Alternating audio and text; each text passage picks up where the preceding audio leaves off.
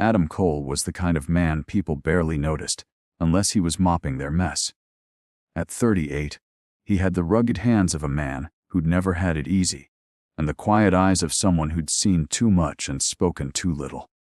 He worked long shifts as a janitor at Franklin High School, barely making enough to raise his 9-year-old daughter, Lily, on his own. After losing his wife to a drunk driver 5 years ago, Adam had shut out the world. His mornings began before the sun and ended with Lily asleep on the threadbare couch, cartoons still humming in the background. Love, adventure, and purpose had been boxed up like old memories stored in the attic, not forgotten, but untouched. That was until Clara May drifted into his life like a desert wind, quiet but powerful. Everyone in the small town of Dry Creek had an opinion about Clara. Some called her cursed. Others whispered she'd gone mad after her husband's death. She lived on the edge of town in a rusted RV, kept to herself, and looked people in the eye, as if daring them to look back. Her reputation was sealed after her late husband, a mechanic and ex-con, died under mysterious circumstances in a garage fire. Since then, Clara had walked with a shadow, and nobody in town wanted to be near it, except Adam. Their first encounter was quiet, almost forgettable. She came to the school one evening to pick up leftover canned goods from the food pantry. Adam had just finished mopping the cafeteria. Their eyes met, not romantically, just curiously. She nodded, he nodded back. "You work late," she said, her voice soft but scraped with gravel. "I clean where no one looks," Adam replied. She smiled. "I know the feeling." Over the next few weeks, they crossed paths at the grocery store, post office, and one unusually windy evening at the cemetery, where both had come, unknowingly, to tend to their spouses' graves. That moment bound them. They sat under an old sycamore in silence for nearly an hour, sharing nothing but grief and stale coffee from Adam's thermos. From then on, a fragile, unspoken companionship formed. When Clara inherited a dilapidated gas station from her late uncle on Route 9, an almost forgotten stretch of desert road that hadn't seen steady traffic in years. People in town muttered that it was fitting. Trash to trash. One man sneered outside the hardware store. But Adam didn't see trash. He saw potential. He saw her kneeling beside a rusted fuel pump, her dark hair tied back in a knot, dirt streaked on her jeans, determination clenched in her jawline. She was rebuilding something with her bare hands, and he found that irresistible. She never asked for help. He never asked for permission. He just started showing up on Saturdays with a toolbox and a cooler of cold sandwiches for lunch. They'd work in silence, replacing cracked tiles, brushing years of sand off old signage, replacing broken lights, even reviving the creaky icebox that hadn't run since the 90s. Bit by bit, the station came alive. Bit by bit, so did something between them. Lily, curious at first, eventually warmed to Clara, especially after the woman gave her an old comic book she found behind a false wall in the convenience store area. It was dusty and half-eaten by termites, but Lily treasured it. Clara listened to her. More importantly, she didn't speak to her like a child. Adam watched his daughter laugh again and felt something uncoil in his chest. One evening, after repairing a bent fuel hose, Clara poured them both a glass of iced tea and sat beside Adam on the station's rooftop, watching the sun melt into the desert. "You ever think this is all we get?" she asked. "This dust? This life?" Adam thought for a moment. "Sometimes. But then I think, maybe this is the prelude. The quiet before something big." Clara raised an eyebrow. "You sound like a man with hope." "That's dangerous out here." He chuckled. "I think I'm just a man who's tired of not hoping." That night, under a scattered constellation of stars, they kissed. It wasn't fiery or impulsive. It was slow, hesitant, like two broken people trying to remember how it felt to be whole. Afterward, Clara looked terrified. "I don't know how to be someone's second chance," she whispered. Adam looked her in the eyes. "You're not a second chance. You're the first time I've wanted to try again." 3 months later, they got married in a small ceremony at the same cemetery, where they'd first bonded. There were no guests besides Lily, and no vows beyond what they felt. Clara wore a pale sundress and boots. Adam wore the same shirt he wore to his wife's funeral. But this time, the collar was open and the buttons firm. They didn't have rings, just promise. After the ceremony, they moved into a makeshift apartment in the back of the gas station. The walls were thin, the plumbing hissed, and the ceiling leaked when it rained, but it was theirs. The locals shook their heads. What does a janitor and a cursed widow know about running a gas station? He'll regret it, someone muttered at the bar. But Adam didn't care. For the first time in years, he woke up next to someone. Lily had a woman who tucked her in at night. They ate meals at a real table, laughed about things that weren't broken. But beneath the newfound joy, the station held its secrets. There were things Adam noticed but dismissed. Odd buzzing sounds behind certain walls, floor panels that felt hollow, and wiring that didn't match the blueprint Clara had found. One day, while clearing out the cellar, he found a rusted padlock on a hatch beneath the floorboards. It was odd. The cellar wasn't big enough for a basement. He pulled on it, but it didn't budge. He called Clara. "Did your uncle ever mention a storm shelter?" She shook her head. He barely talked about the place. Just said it was built on buried bones, whatever that means. They laughed it off and moved on. The gas station, despite its improving appearance, remained mostly quiet. A few drifters, the occasional lost traveler, and once a biker group that spent an hour at the pump but bought nothing. One man in a tan coat and sunglasses stood staring at the building for nearly 20 minutes before leaving. Clara noticed. Why does this place feel like a trap waiting to be sprung? Adam tried to shake off the chill. Because maybe it is, he half joked. But neither of them laughed. That night, as they lay in bed, Clara curled into Adam's chest. "Promise me something," she asked. "Anything. If it ever comes down to it, if this place ever brings trouble, don't protect it. Protect Lily. Promise me that." Adam didn't hesitate. "I already made that promise to her mother the day she died. I'll protect her from the world if I have to." Clara closed her eyes, but sleep didn't come easily. Outside, the desert wind howled like it was remembering something, and below them, under the hatch in the cellar, something very old, very valuable, and very dangerous waited for someone to discover it. The days turned hotter as summer scorched the earth around Dry Creek. But inside the old gas station, something colder, stranger, and unseen was beginning to stir.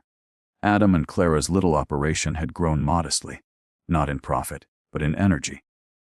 They'd added a fresh coat of paint to the cracked walls, replaced the neon sign with salvaged letters that now flickered C&M, fuel and food, and stocked the mini-mart shelves with dusty snacks, cheap oil, and lukewarm soda. They weren't making a fortune, but they were building something solid, rooted in sweat, hope, and second chances. Still, the station drew an unusual kind of attention, even for a place barely marked on any modern map. It started with a man in a gray sedan who pulled up without pumping gas, walked in, and stared at the back wall for nearly 10 minutes before leaving. Then came the woman in designer heels and dark glasses, who asked if they had public records on the property, but refused to say why. A week later, a group of German tourists arrived in a black van and took dozens of photos, mostly around the foundation of the building. They left without buying anything. Clara tried to laugh it off. "Maybe there's gold under here, and we just don't know it," she joked while peeling open a box of expired jerky. But Adam's instincts, honed by years of working alone, poor and careful, began to buzz. Something wasn't right. He started sleeping with a bat near the door and left motion sensors around the perimeter of the station. Then Lily, while chasing a stray kitten one morning, stumbled upon something under the floorboards of the cellar.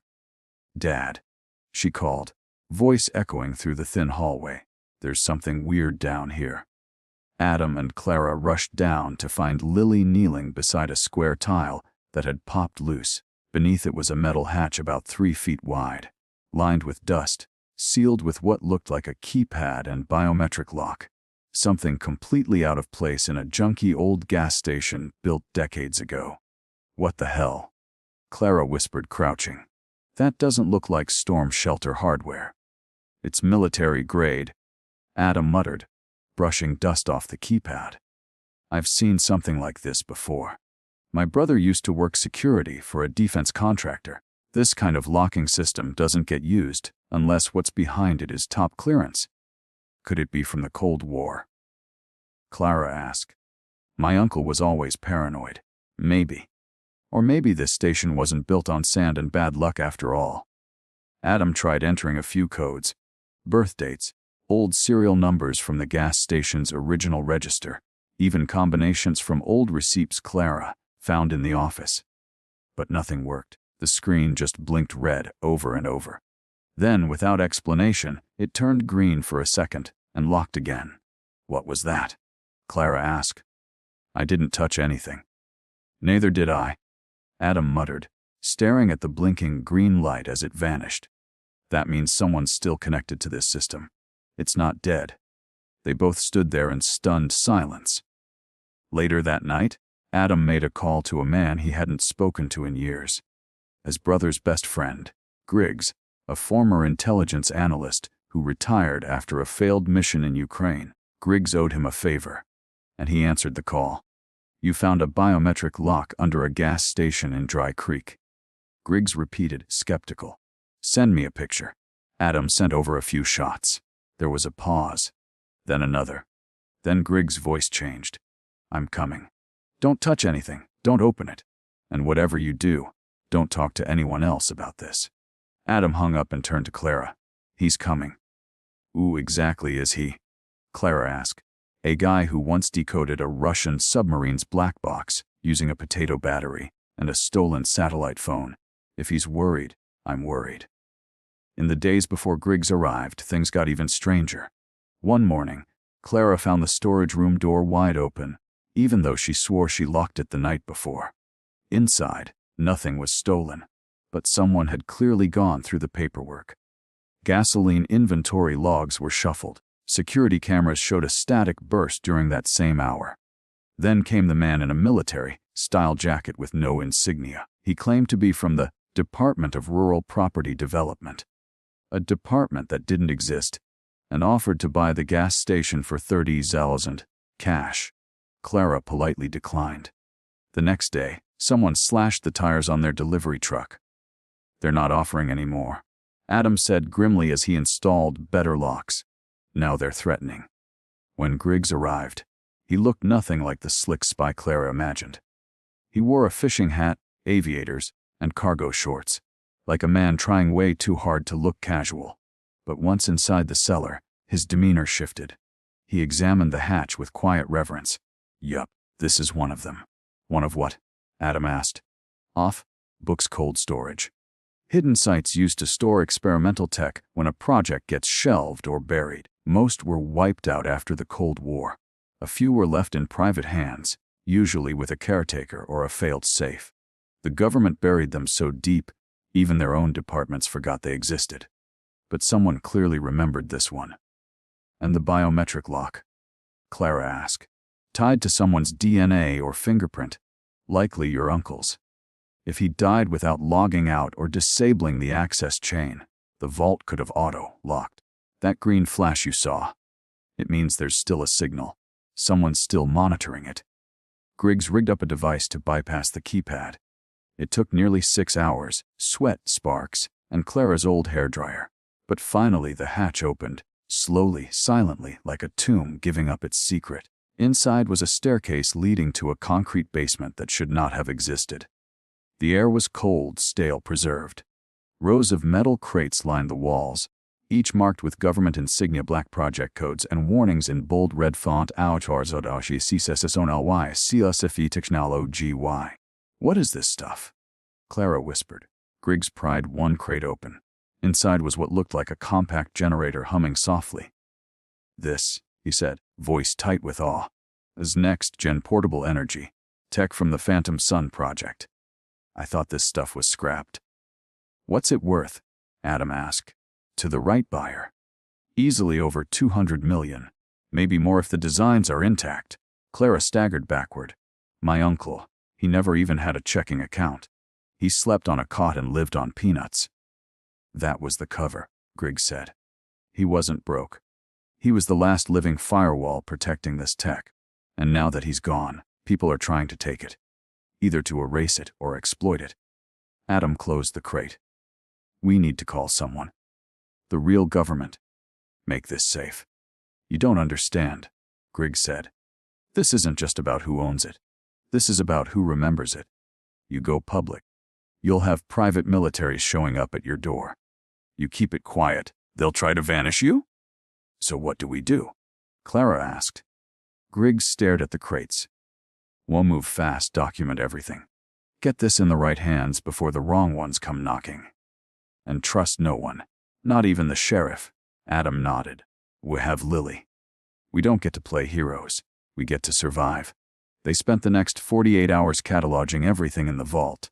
Weapons prototypes, encrypted hard drives, and a dusty metal briefcase marked Escarpon Files, ESOMA. Griggs made secure copies and sent encrypted packets to a trusted journalist in D.C., just in case. But as they worked, Adam noticed something outside a drone, sleek, black, and circling.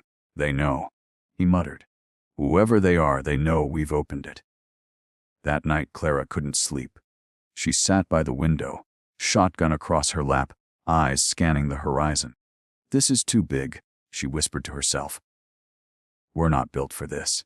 Adam came and stood beside her. We're built for survival. We've done it all our lives. Now we just have to do it one more time. As the desert wind howled and stars blinked coldly overhead, the junk gas station, reborn with secrets, stood like a silent beacon. Not just of mystery, but of danger. Beneath its foundation lay a vault that could change the world, or destroy the people who stumbled into its truth. And somewhere, not far from Dry Creek, someone powerful was watching, waiting and preparing to take it back. The next morning came heavy with silence, the kind that blankets the air just before a storm erupts.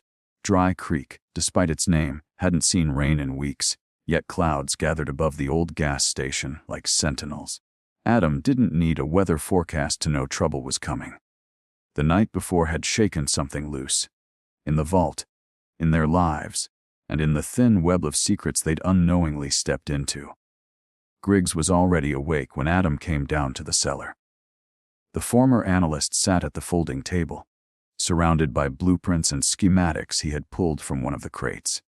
His face was pale, his lips pressed into a line. I was wrong, he said before Adam could speak. This isn't just energy tech. This is weapons grade. These designs, they're way beyond prototype level. Whoever built these, they weren't just experimenting. They were preparing for deployment. He held up a schematic labeled ARCUI V3, Directed Plasma Rifle System. It looked like something out of a sci-fi film, sleek, compact, lethal. This one alone, Griggs continued, was projected to be part of a $200 million black defense contract that was shelved back in 1998. Officially, the project was scrapped after funding was cut. But unofficially, clearly, it was buried here. Hidden, Adam stared at the blueprint in disbelief. And we're standing on it. Sitting on a powder keg, Griggs corrected grimly. And it gets worse. He tapped a silver briefcase. The Scorpion files. They contain data on every contractor involved, internal sabotage investigations, and encrypted comm logs from someone on the inside. Your uncle was cataloging everything. He wasn't just storing hardware. He was a whistleblower. Clara entered the cellar, rubbing her arms. I just saw someone across the road. A guy with binoculars, hiding behind a billboard.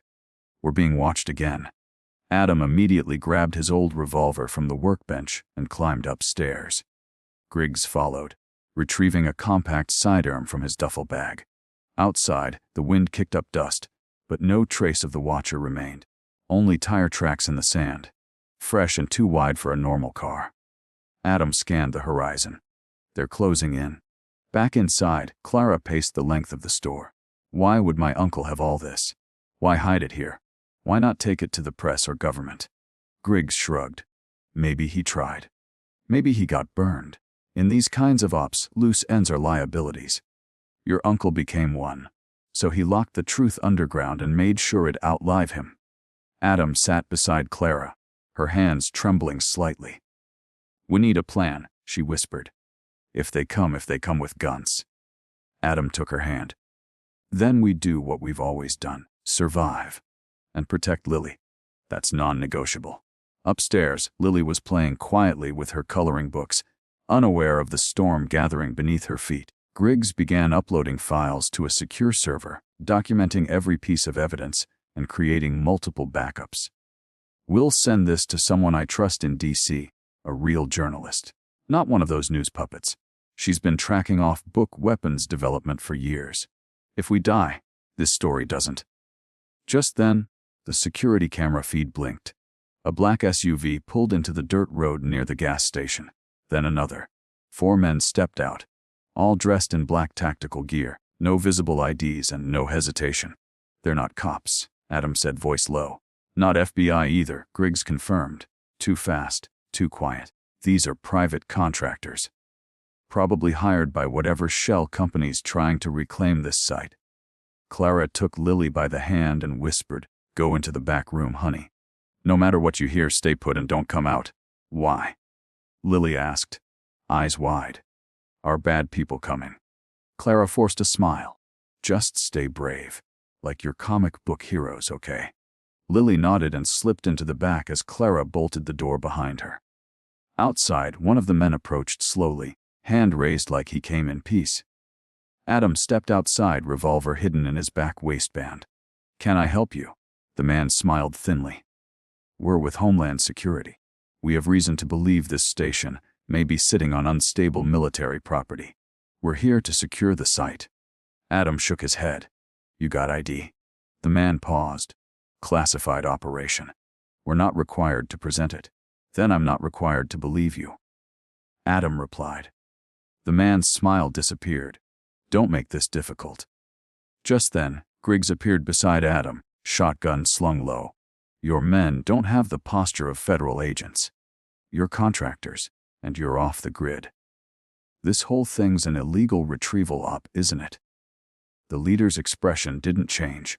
"Last chance. Step aside." Adam's voice was ice. Last chance to turn around. There was a beat. Then gunfire erupted, not at them but over the gas station, a warning volley. Adam grabbed Griggs and dove behind the delivery truck as Clara fired from the side window, shattering the front SUV's windshield. A firefight broke out. Bullets ripped through the air, smashing the icebox, shattering gas pumps, and sending clouds of dust into the sky. Griggs tossed Adam a tactical vest from his duffel. "If we die, they erase everything." "We're not dying," Adam growled. "Not while Lily's in that back room." The two of them laid down cover fire, while Clara reloaded from a stash she found in her uncle's old safe. A hidden cache of ammo and an antique Rever action rifle. "He really was preparing for something," she muttered. The attackers pushed forward, trying to flank the station, but Griggs anticipated their moves. He activated an EMP device from the vault and disabled their communications. "They're blind now," he said. "They'll get desperate." And they did. One of the mercenaries tossed a smoke grenade, using the cover to rush the building. Adam intercepted him at the front door with a brutal swing of a crowbar. The man went down hard, groaning. "That's one," Adam spat. Another intruder breached the back window, but Clara was waiting. She fired once, clean and centered. The man collapsed into the store shelves, blood pooling near the dusty chewing gum. She whispered, trembling. Finally, sirens wailed in the distance. Not from the sheriff's department. Griggs had activated an old signal channel linked to a federal alert system. Moments later, 2 black helicopters descended, marked with real federal insignia. The mercenaries retreated, but not fast enough. Half were apprehended. The others fled into the desert. An hour later, the chaos cleared, and Clara sat on the steps of the station, clutching a towel to her scraped arm, her face covered in ash and dust. Adam sat beside her, his shirt ripped, knuckles bloodied. "Well," Clara said, trying to laugh. "Worst customer service day ever." Adam grinned faintly. "You all right?" "No," she said, "but I will be." A federal agent in a sharp suit approached. "Mr. and Mrs. Cole, I'm Agent Rivas. You've just survived an illegal blacksite breach. We've taken custody of the vault. We'd like to debrief you immediately." Griggs stepped forward. "Not so fast. We've left copies of everything. And contacts." You offer protection. Immunity. Compensation. Rivas stared at him. How much compensation? 5 million. Enough to buy them a new life, clean and safe. And this story never sees daylight unless something happens to them. Rivas made the call. 10 minutes later, it was approved. Clara blinked in disbelief. 5 million. That's nothing compared to what they almost lost. Griggs muttered. Trust me. Adam took Clara's hand. We can finally get out of here. No more gas pumps. No more shadows. Clara looked around one last time, at the bullet holes in the wall, the broken shelves, the scorched desert. I'll miss this place, she whispered. It gave me you. Adam kissed her forehead. And we'll build something better. The next morning, they left Dry Creek in a brand new RV, Lily asleep in the back seat, Griggs waving from the rearview mirror. Behind them, the old gas station was fenced off, a government property. Sign nailed to the gate. But beneath it all, the dust, the history, the blood, lay the truth. A 200 million secret hidden in plain sight, and 2 broken people who found love not in comfort, but in chaos.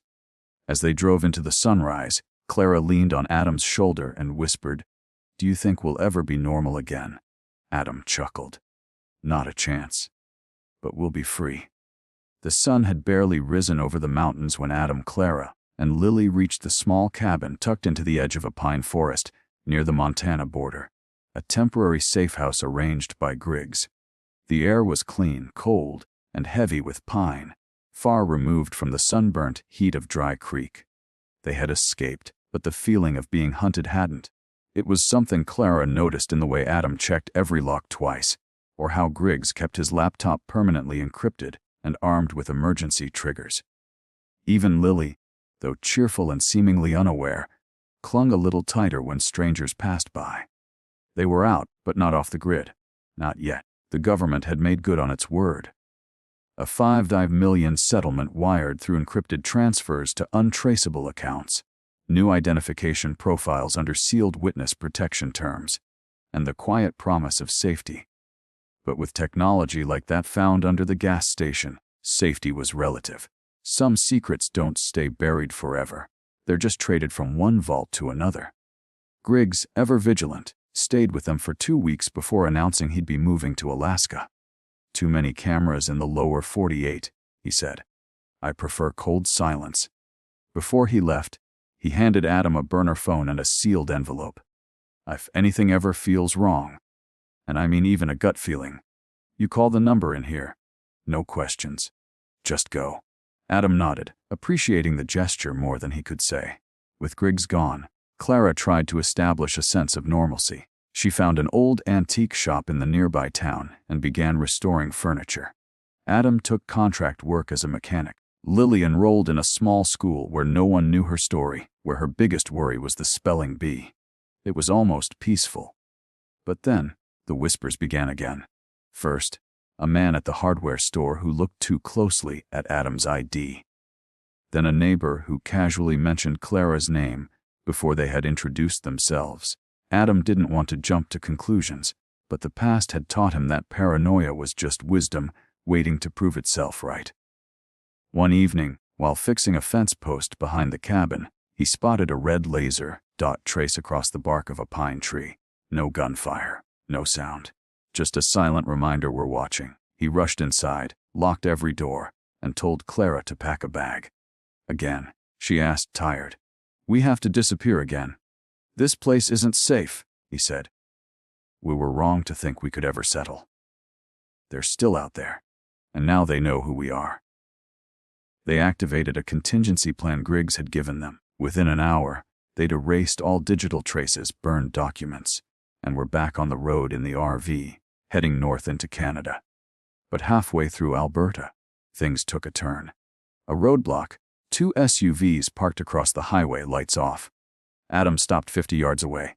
That's not police, Clara whispered. Not at this hour. Not this remote. Stay low, Adam said, gripping the wheel. Before he could reverse, headlights lit up behind them. A third vehicle closing in. They were boxed in. Clara grabbed Lily and crouched near the back of the RV, whispering reassurances. Adam stepped out slowly, hands visible. "We don't want trouble," he called. Too late. A voice replied from the dark. A man emerged, dressed like a civilian, but with the posture of someone trained. "You've been carrying something that doesn't belong to you. We handed over everything. The vault. The tech. You got what you wanted. You think the government controls all the players." The man sneered. "No. That tech was supposed to go elsewhere. You cost some very powerful people a lot of money, and they don't forgive." Two more men appeared, rifles ready. Adam backed toward the RV. "We don't have anything left." "You have you," the man said, "and your wife, and the analyst. You know things. You're the loose ends now." Adam's hand moved to his waistband, where he'd hidden a compact Glock Griggs left him. Before he could draw, a sudden explosion rocked the highway. One of the SUVs burst into flames, and from the tree line came return fire, sharp, clean, surgical. Griggs, somehow, impossibly, he'd tracked them, maybe even shadowed them since the cabin. He emerged from the darkness like a ghost, firing precise shots that took down two of the attackers. "Get to the trees!" he barked. Clara grabbed Lily and ran. Adam covered them as Griggs neutralized the last man standing. 10 minutes later, the fire from the SUV lit the night sky in orange. Griggs approached, breathing hard. "They were shadow operatives," he said. "Corporate mercs, most likely. Defense firms who think they own everything the government ever hid. I've been watching them trail you for a week." "Why didn't you warn us?" Clara shouted. "Because if I had, they would have known I was watching. This was a trap. I needed them all in one place." "So you used us?" Adam asked. Griggs didn't flinch. "I protected you. I also saved you. Again, you're welcome." Clara looked at the bodies. "This doesn't end, does it?" Griggs finally sighed. "No. Not as long as they believe you're a threat. Or a liability. But there's another option." He handed Adam a dossier. "A new one, thicker, heavier. Will make you disappear for real. A full erasure. No protection program. No aliases. We bury you in a new life under a new digital identity. In a country with no extradition treaty and zero surveillance. You start over for real. But it means never looking back." "And what about you?" Adam asked. "I've got ghosts to hunt," Griggs said. "You have a life to live." They spent one last night together, camping by a frozen lake in the Canadian wilderness. The stars above were brighter than any night in Dry Creek. Clara sat beside the fire, watching Lily sleep in the RV. "I never asked for any of this," she said softly. "I just wanted to fix a gas station. I wanted to be useful." Adam placed a hand on hers. "You were? You are. You kept us alive. You gave Lily a mother. You gave me hope. And we lost everything." "Not everything," Adam whispered. "We still have each other." In the morning, they crossed the final border checkpoint using new IDs, new names, new lives. Clara became Emma Nash. Adam was Ben Turner. Lily became Katie. They bought a cottage near a coastal village where no one asked questions and no one cared where they came from. There were no cameras, no curious strangers, just waves, trees, and silence. Years passed. The scars faded, but never fully. Adam opened a small boat repair shop. Clara sold paintings at the local market. Lily, now a teenager, barely remembered Dry Creek but sometimes dreamt of desert winds and old comic books. One rainy afternoon, Clara received a small package in the mail. No return address. Inside was a photo of the old gas station, now demolished. Beneath it, one note: "All debts settled. They won't look for you again. Live free." Clara smiled, tears in her eyes. She showed it to Adam, who simply nodded. No words were needed, they had made it. They had outlived the secret. And in the quiet of their new life, they finally found what the gas station never gave them: peace.